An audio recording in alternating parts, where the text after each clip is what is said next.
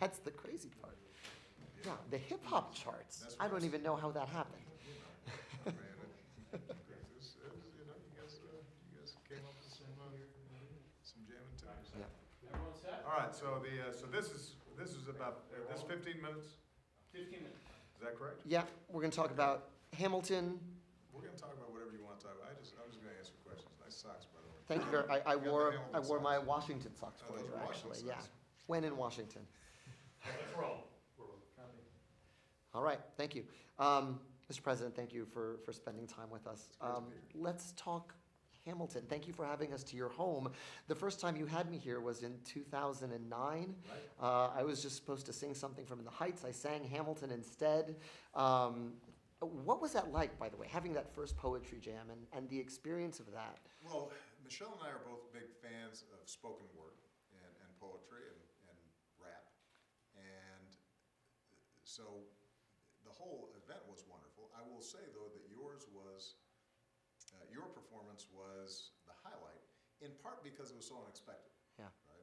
We hadn't been prepped at that point on what it was that you were going to do. And so when you told us, well, no, I'm going to do a rap about Alexander Hamilton, we said, well, good luck with that.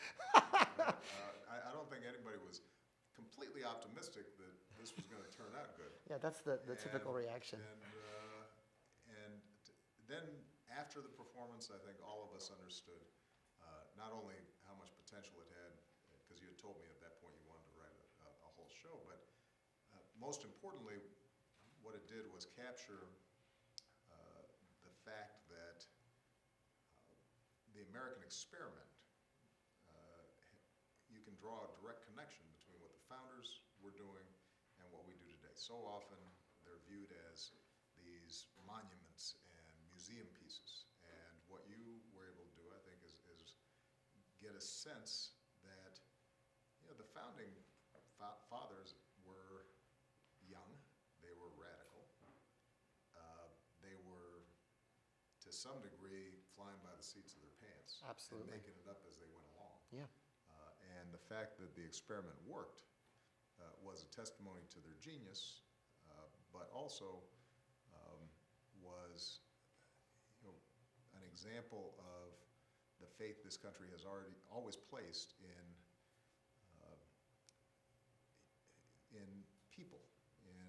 people being able to come up with ways of governing themselves that we continue to struggle with, but celebrate to this day. Yeah. What was your experience with Hamilton prior to this? I mean, you taught constitutional law. The Federalist Papers are a part of that. I was pretty familiar with it. Yeah.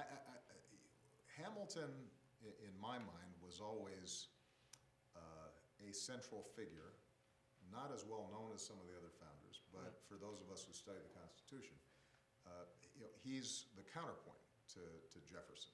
Yeah. And so both Jefferson and Madison, Hamilton, Washington, they're all playing off each other continuously. They both have strengths and weaknesses. Hamilton captures the spirit of American entrepreneurship and pluck and ambition and making it and hustle. Yeah.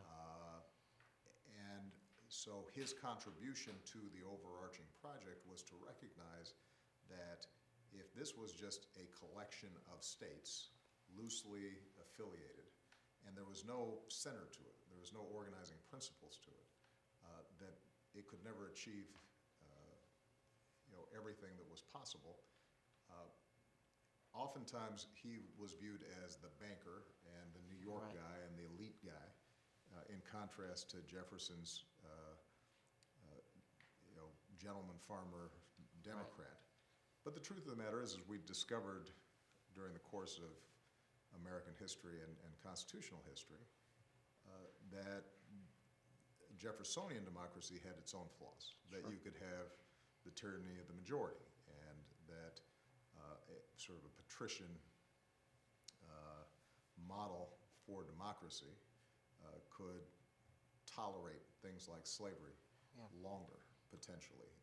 And in some ways, the dynamic churning that Hamilton represented was part of what created the stresses and the tensions that over time led us away from an agricultural-based economy that in the South was centered on slavery and ended up creating the kinds of dynamic capitalism that we know.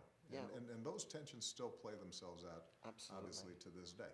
I think that was one of my inspirations. One, I didn't know Hamilton was an immigrant before I picked Right. up Chernow's book. Right. And I think that helps him think of this as a United States ahead of everyone else. Right. Because he's coming from somewhere else. Right. He's already uniting our colonies in his head, as opposed to being a Virginian, Right. as opposed to being a, that immigrant striver sort of status. How important is that to the founding of our country?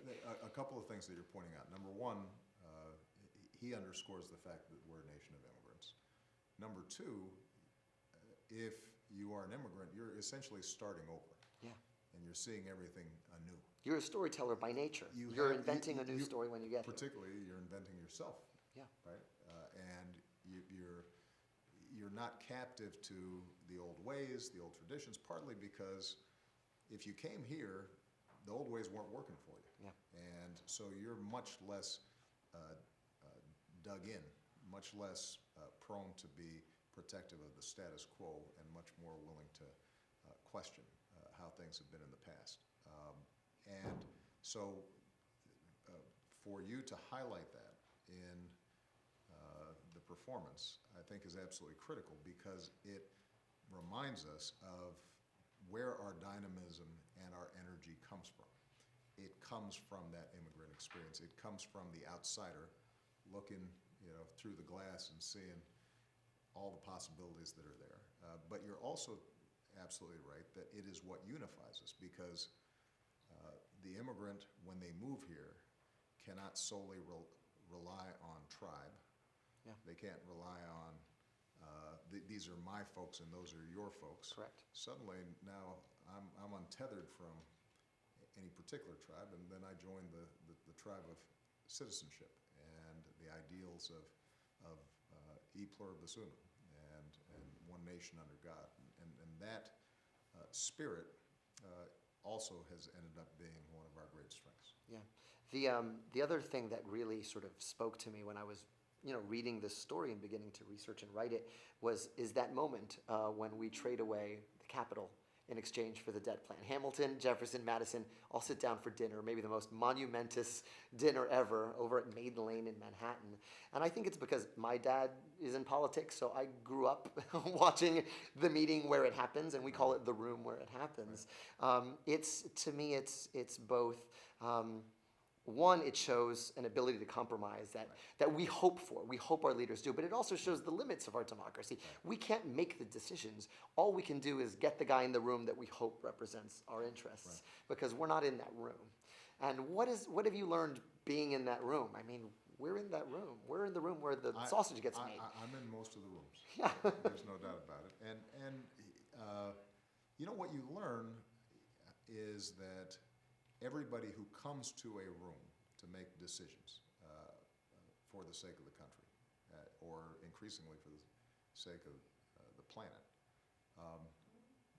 they're bringing the constraints that have been placed on them by their constituencies. Yeah. And the only way anything gets done is if people recognize the truth of the person across the table, that they've got people putting pressure on, and they've got folks that they're loyal to, and there are values and equities that they care about that may be different than yours, and you have to be able to get in their heads and see through their eyes in order for things to happen.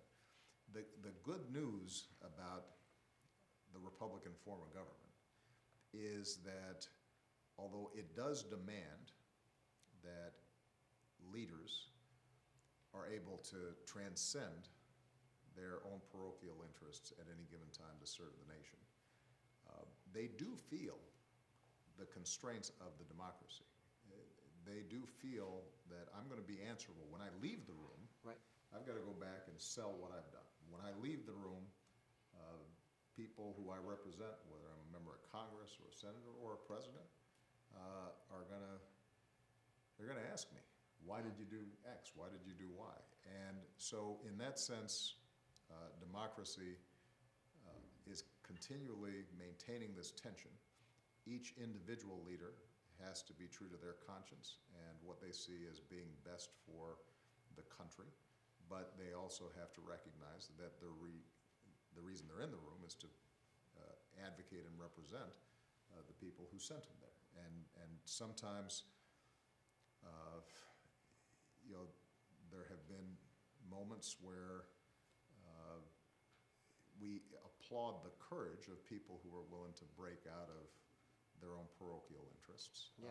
How much does that weigh on you? I mean, one of the songs that I think about the most when I have someone like you, when the Clintons were here, when Dick Cheney was there, we have a song called History Has Its Eyes on You. Right. You get graded on a much longer curve than the rest of us.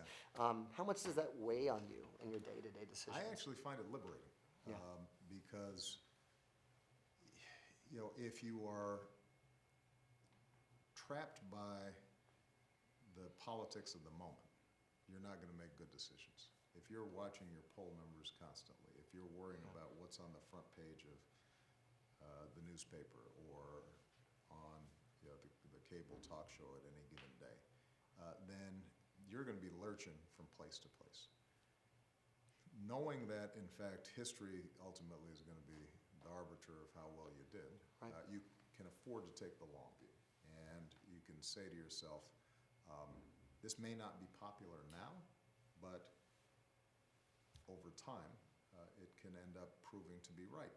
Now, what you also realize is that every decision I make, most of the decisions that our top leaders make are hard.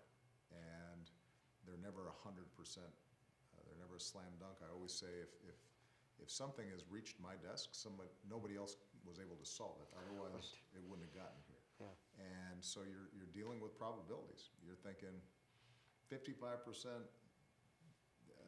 I think I'm right, but 45% I may be wrong. And all you can hope for is that you've made the best judgments possible.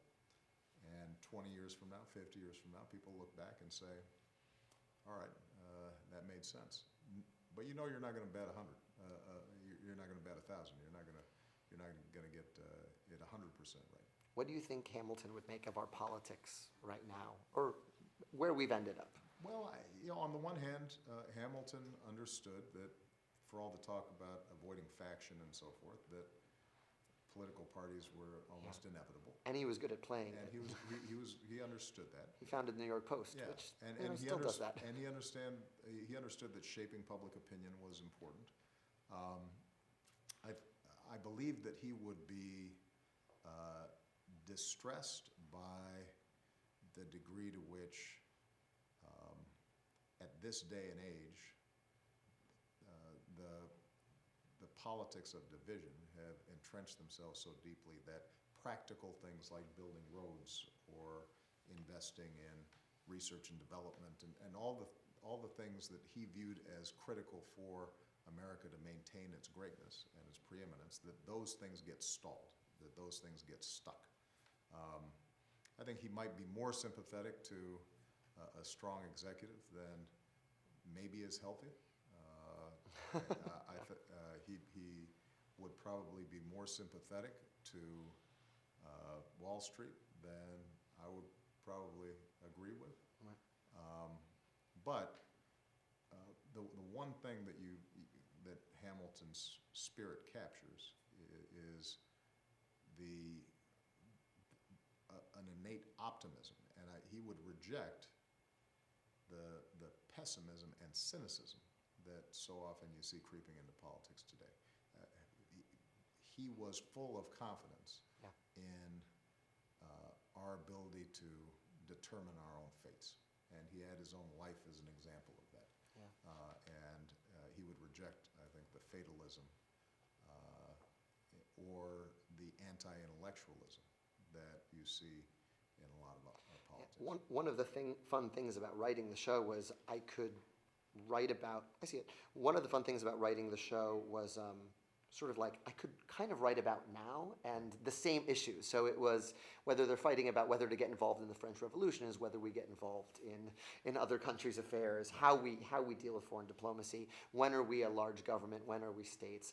Those are the fights we continue to have. I don't think it's an accident that almost every character in my show dies of gun violence. And that was one of the things, at our founding, that's one of the things, it's in our founding documents, and they're the things we continue to struggle with. Right. Nations, like individuals, have certain running characteristics, certain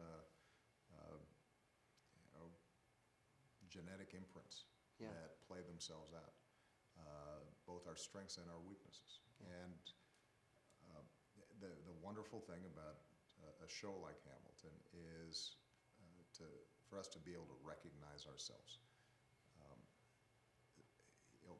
As a parent, I always say to Michelle, our greatest gift that we can give our kids is to identify our own weaknesses and try not to pass them on. And I think each generation of Americans has an obligation to embrace those parts of our traditions that are best, to recognize the tensions that are inherent in self-governance, but also then to try to break the cycle where we can. Yes. Obviously, that's what Lincoln did. I always lump him in with the founders because essentially he had to painfully complete so much unfinished business, and that was a Absolutely. breaking point in our history. But it's not always political leaders. Sometimes it's somebody like a Dr. King who is able to draw together citizens to change how people think about the country. So the good news is that I think if Hamilton were alive today, he would look back and say, America succeeded beyond his wildest dreams. The bad news is he would look around and say, I would have thought we would have figured some of this stuff out already. Right. But the fact that we now study him, understand him, both his strengths and his weaknesses, I think can equip us and our children and their children to continue to try to perfect this union that he helped to get started. Fantastic. Anything I'm forgetting? Vote? Yeah. We'd love for you to just go and give us a get out the vote thing. This documentary will come out just before Okay, Election Day, good. so. To camera or to Camera, please. Okay. Everybody who's watching, if you're inspired by Hamilton, if you're inspired by our founders, understand that the system of government they designed only works if you participate. So regardless of your political preferences, make sure that you turn out to vote. You are the most important ingredient in making our democracy work, and for you, an informed citizen, to get out there, that's how we're going to be able to solve the enormous challenges that we have, and that's how we're going to make sure that we've got leaders who are responsive to not just this generation, but future generations. Get out there and exercise your franchise. Great. Fantastic. Let's cut cameras, please. Okay. Are you ready, man? Because we got a Marine Corps drummer out there, and I'm ready, sir. and we're